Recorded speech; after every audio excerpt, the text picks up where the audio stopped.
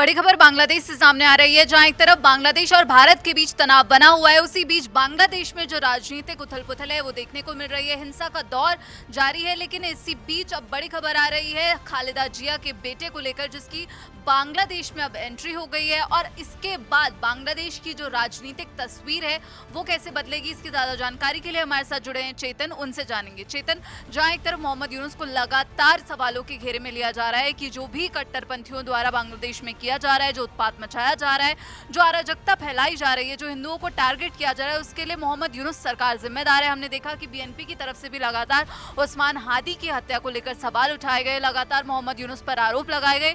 इसी बीच अब खालिदा जिया के बेटे की जो एंट्री हो रही है उसके क्या मायने निकाले जा रहे हैं? देखिए, सबसे बड़ी बात यह है कि जो उनके बेटे हैं वो अब तक लंदन में थे अपने परिवार के साथ। बांग्लादेश वो ऐसे समय में आ रहे हैं जब वहाँ पर लगातार जो हिंसा है वो हो रही है।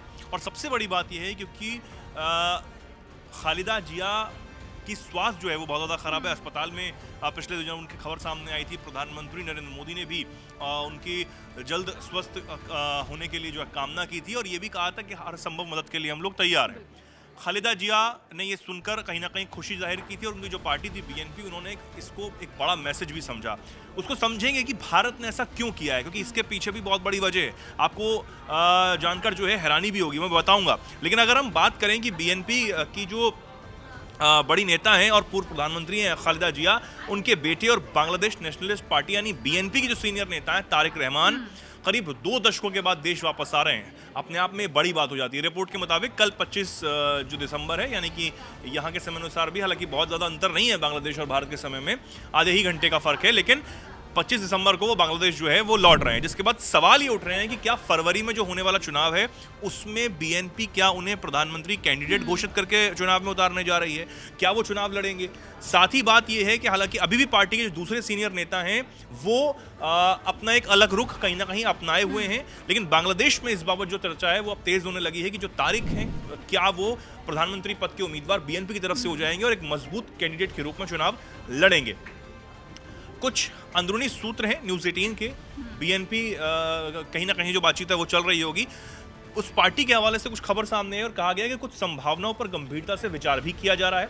हालांकि जो आखिरी फैसला है वो पार्टी के जो अध्यक्ष हैं खालिदा जिया, जिनका स्वास्थ्य अभी बहुत ज़्यादा खराब है, वो उनको ही करना है कि अपने बेटे को वो चुनाव में ऐसे समय में उतारती हैं या फिर नहीं, क्योंकि बहुत सारी चिंताएं इस वक्त बांग्लादेश में यहाँ पर बनी हुई हैं।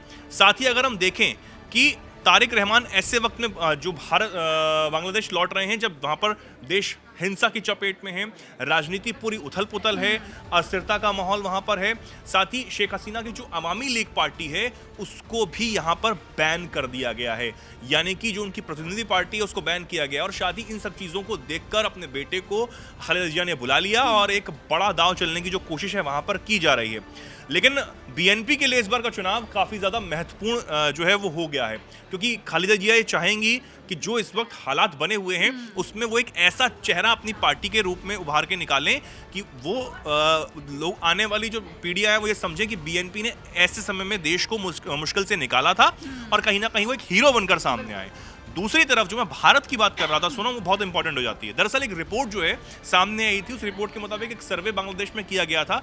उसमें यह कहा गया था कि जो फरवरी में होने वाले चुनाव हैं उसमें बीएनपी को एक बड़ी बढ़त जो है वो मिल सकती है, एक अच्छा खासा प्रदर्शन जो है वो बीएनपी कर सकती है।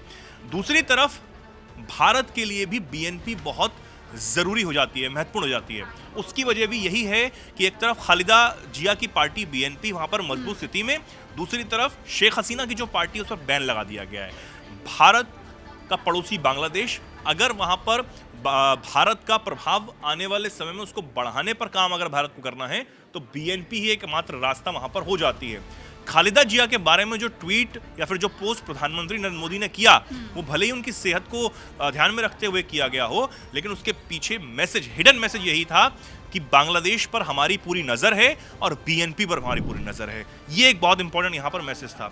साथ ही बीएनपी के लिए महज एक चुनाव नहीं होगा, क्योंकि करीब 15 सालों बाद सत्ता में वापसी का एक संभावित रास्ता भी बीएनपी के लिए हो जाता है। बीएनपी अगर ऐसे समय में चुनाव सत्ता में आ जाती है तो आप समझिए बीएनपी एक हीरो के तौर पर उभरेगी और ये समझ आएगा कि कट्टरपंथियों से जूझ रहा बांग्लादेश, उसमें जो लोकतंत्र बचाने की छोटी सी जो लौ है वो बीएनपी ने जगाने की कोशिश की है। अगर बीएनपी जीत जाती है और उसके बाद बहुत अच्छा प्रदर्शन यहाँ पर करती है और तो यहाँ पर हाँ लगातार जो है बीएनपी के लिए जो पॉजिटिव खबरें भी क्योंकि सामने आ रही हैं, क्योंकि लगातार जो लोग सड़कों पर उतरे हैं बांग्लादेश में वो सरकार के खिलाफ उतरे हैं, क्योंकि वहाँ पर उस्मान हादी की हत्या होती है। उसके जो समर्थक हैं वो मांग कर रहे हैं कि 30 दिन में जो है सज़ा मिलनी चाहिए, न्याय मिलना चाहिए उस्मान हादी को, उसका जो हत्यारा है उसे सज़ा मिलनी चाहिए।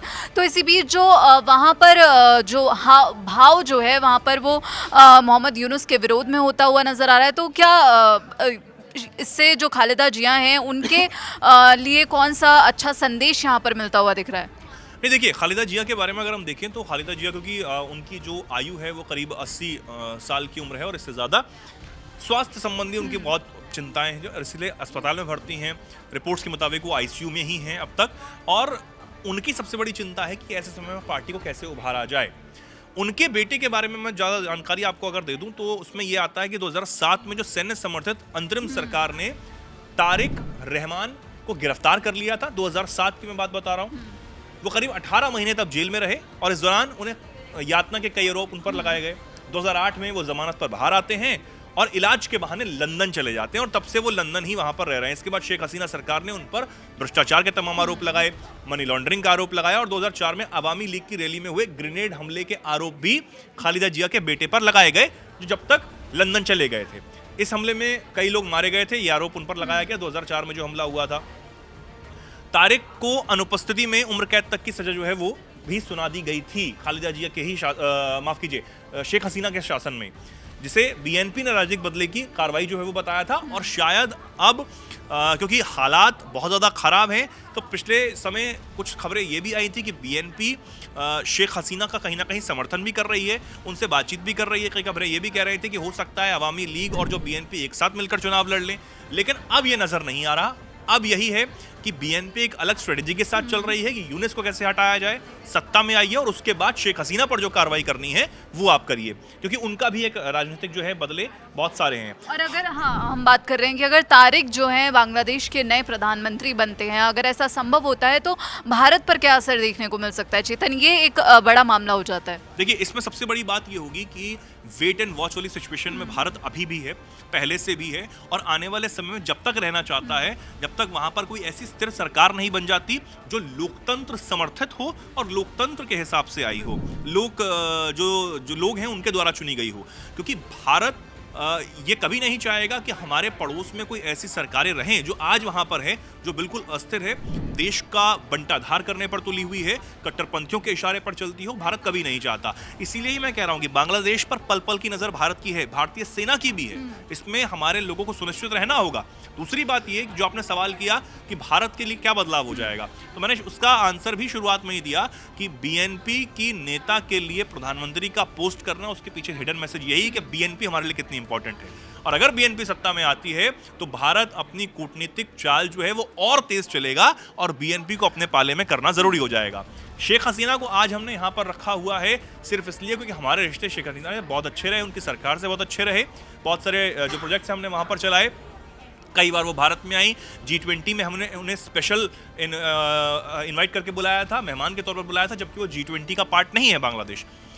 यही एक स्ट्रेटेजी थी कि शेख हसीना को अब वहां से, क्योंकि अब भाग के आना पड़ा, उनकी पार्टी बहुत ज़्यादा कमज़ोर है, तो एक बीएनपी ही एक रास्ता है जिसके जरिए भारत अपनी जो स्थिति है और ज़्यादा मजबूत बांग्लादेश में कर सकता है और उसका विश्वास जीतना बहुत ज़्यादा ज़रूरी है। बिल्कुल। और तारिक की तरफ से चेतन एक अभी हाल ही में बयान भी आया था, जब उन्होंने कहा था कि भारत के साथ जो अच्छे रिश्ते हैं वो बांग्लादेश चाहता है, लेकिन बांग्लादेश का जो हित होगा वो सर्वोपरि रखा जाएगा, बांग्लादेश के हितों को ऊपर रखा जाएगा।